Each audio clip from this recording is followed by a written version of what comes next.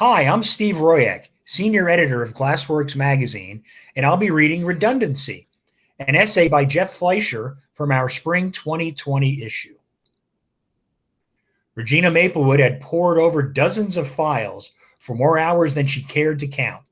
She had questions about several, but the one that most befuddled her was that of Charles Finnegan and Hartwin, the only pair of employees housed in the same folder. She had come from the Home Office in London with the unenviable mandate to research and declare staffing redundancies. Thus did she find herself on her first assignment in the field at the Northumberland Herald, contemplating the value of everyone from the editors down to library archivists like Charles Finnegan. Her interest in Hartwin, therefore, made obvious sense. After all, who was more redundant than an imaginary friend? After a series of interviews and days of research, the day came that Ms. Maplewood found herself seated across from a man who didn't exist. Charles, after his interview had ended, held the door open for his friend and told him he'd be waiting just outside.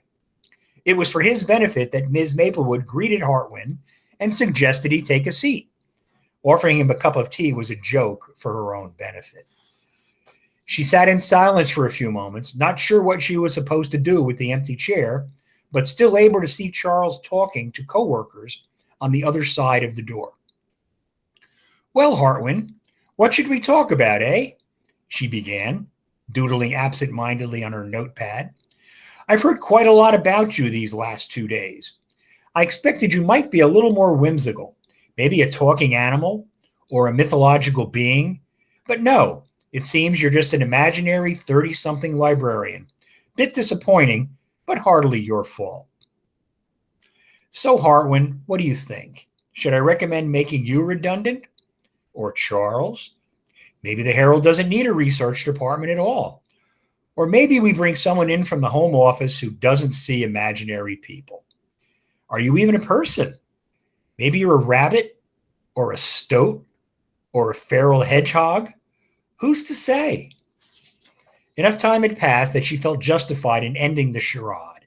She went back to her stack of personnel files, determining which employees she would still need to interview before her train back to London the next evening. The door opened a crack and Charles Finnegan entered.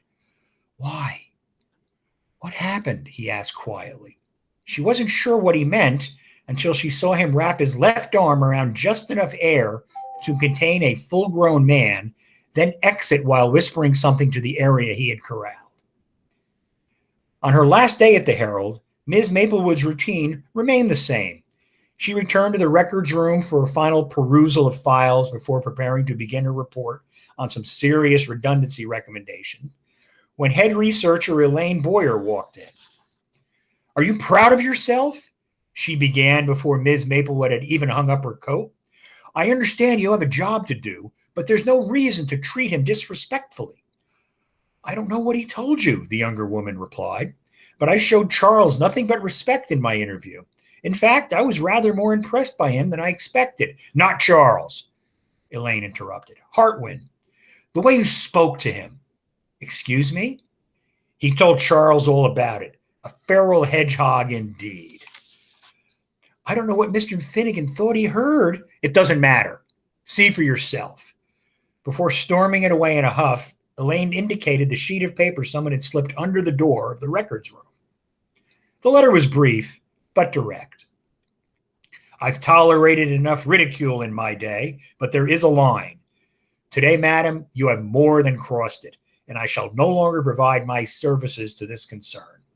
Charles is free to make up his own mind, but as for me, you can go right ahead and make me redundant. I suggest you do the same to yourself.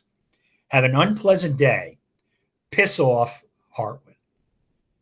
By the time the staff began to take lunch breaks, word of the letter had spread throughout the Herald office.